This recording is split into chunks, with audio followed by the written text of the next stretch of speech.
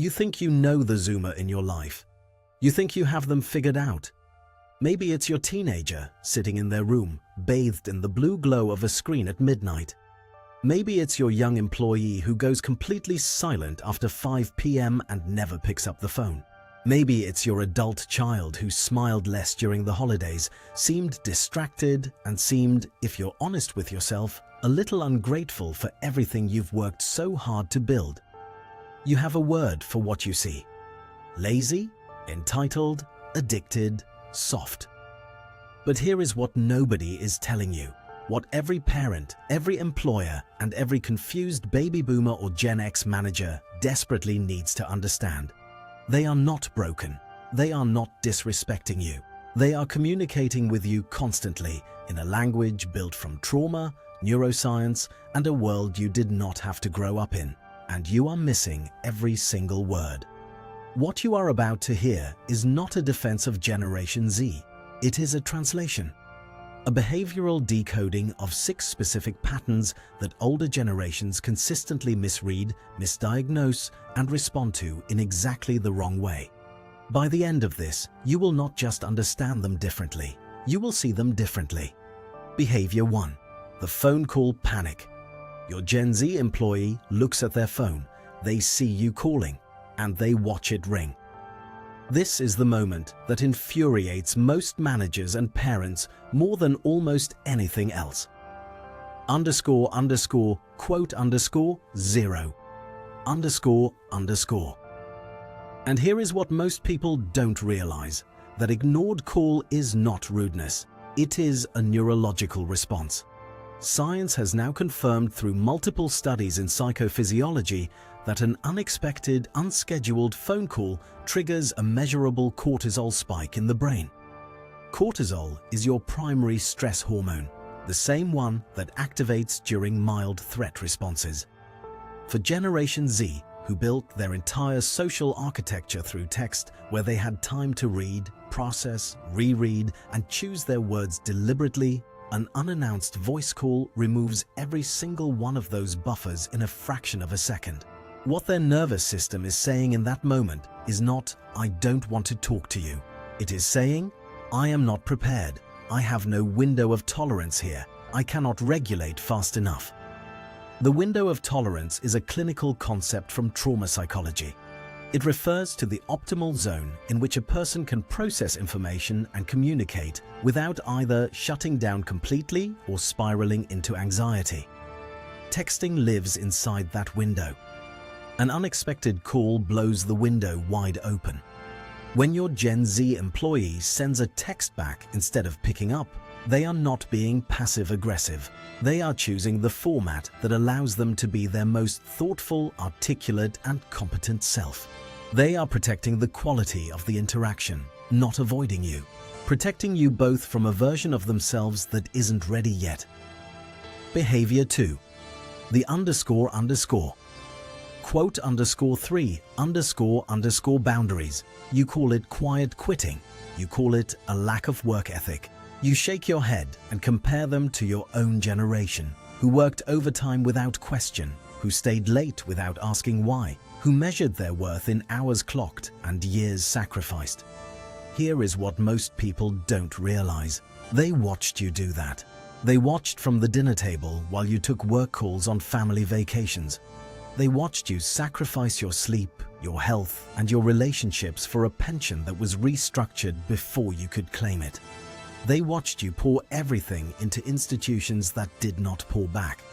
And their brain learned something critical from that data set. Their nervous system made a calculation. The survival psychology behind what you label as laziness is actually one of the most intelligent forms of self-preservation documented in behavioral science. The concept of nervous system safety, studied extensively in polyvagal theory by Dr. Stephen Porges, establishes that the human nervous system will prioritize felt safety above nearly everything else, including ambition.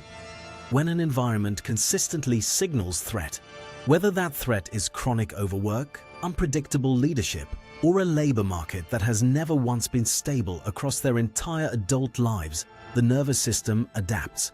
It conserves. It draws a line. Quiet quitting is not a lack of ambition.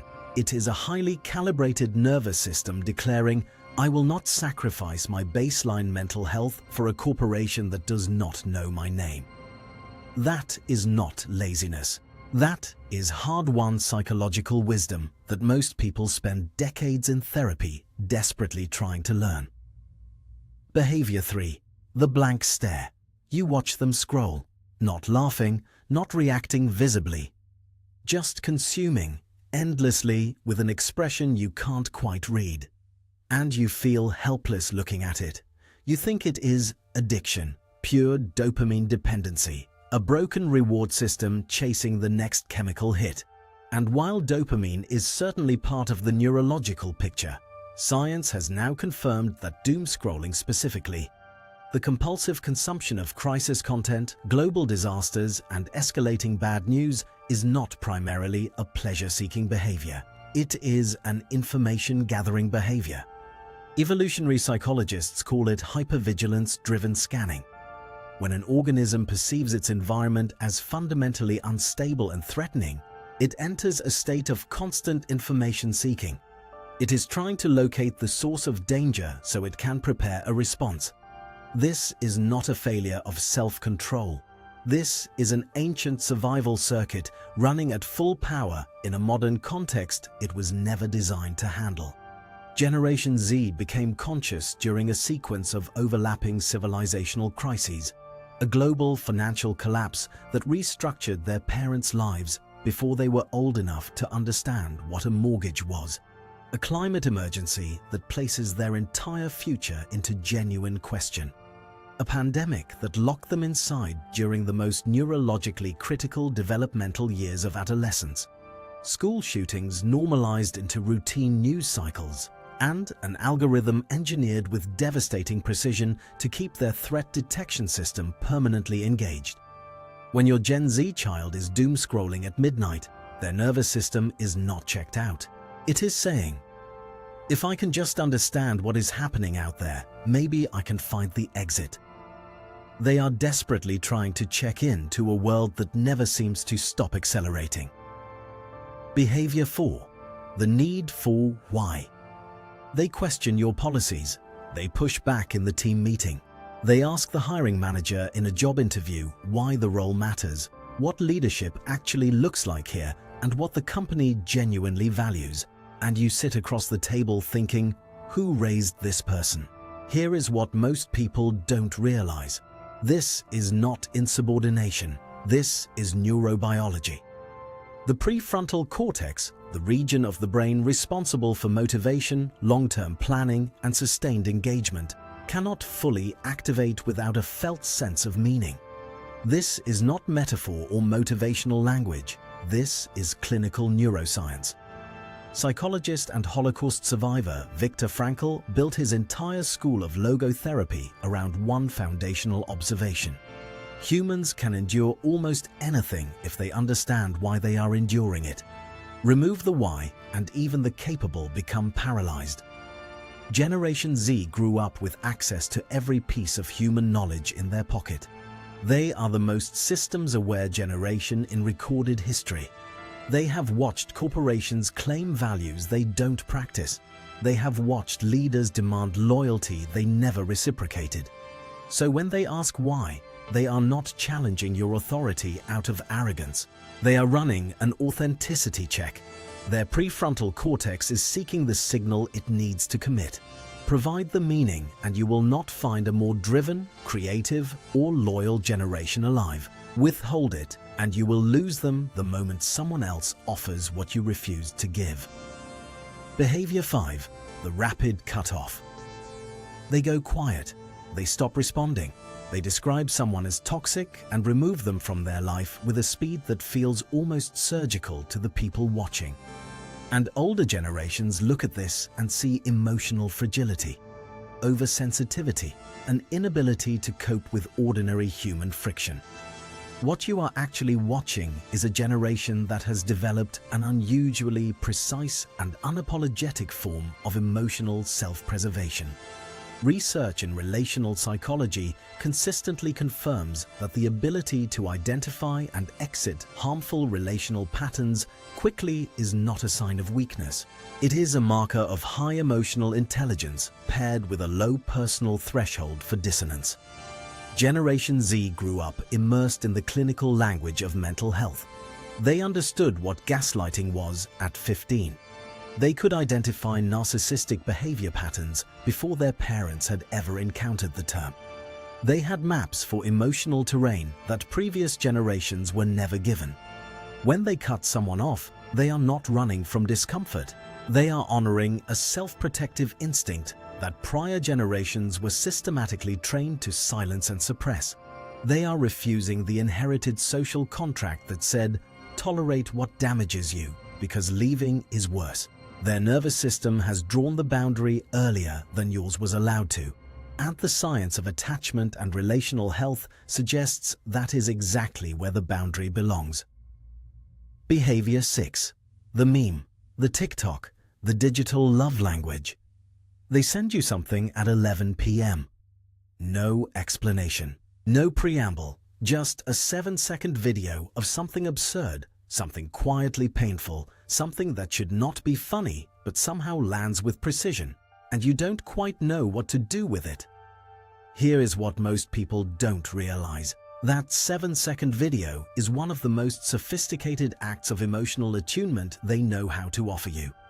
Oxytocin, the neurochemical at the center of social bonding and deep emotional intimacy, is triggered not by grand declarations, but by the felt experience of being accurately seen. When your Gen Z child sends you that meme, what they are communicating in the language that feels most natural and psychologically safe to them is this: "I saw this. It made me think of you specifically. I understand your emotional state well enough to know that this will reach you. I am crossing the space between us to say I see you, and I want you to feel less alone in it." That is not shallow. That is profound attunement disguised as a joke. It is a generation that processes grief through humor, builds intimacy through shared absurdity, and expresses love through the almost telepathic precision of a perfectly chosen piece of digital content. When you scroll past it without responding, or reply with only a thumbs up, you are walking away from a moment of genuine connection they were vulnerable enough to initiate. They are not broken. Let that land for a moment. Because that is the conclusion that every behavioral study, every neuroscientific paper, and every clinical conversation about this generation ultimately arrives at. They are not broken, they are not lazy, and they are not soft, and they are not lost. They are the most psychologically self-aware generation ever studied. They grew up inside an information apocalypse, a climate crisis, a pandemic, and the wholesale collapse of institutional trust. And they adapted. Their nervous systems rewired themselves around the world as it actually is, not as it used to be, not as you wished it still was. The real question is not what is wrong with them. The real question is whether you are willing to learn a new language. Because they have been speaking yours their entire lives. They learned your rules and your work ethic and your definition of success and your version of what it means to be strong. They tried, many of them sincerely and quietly, to live inside the story you handed them. And for many of them, that story did not hold. So the next time your Gen Z child texts instead of calls, draws a boundary you don't fully understand, stares into a screen you can't read, or sends you something wordless at midnight that you almost scroll past without thinking, stop. Ask yourself what they might be translating. Ask yourself what their nervous system is trying to say to you across the distance.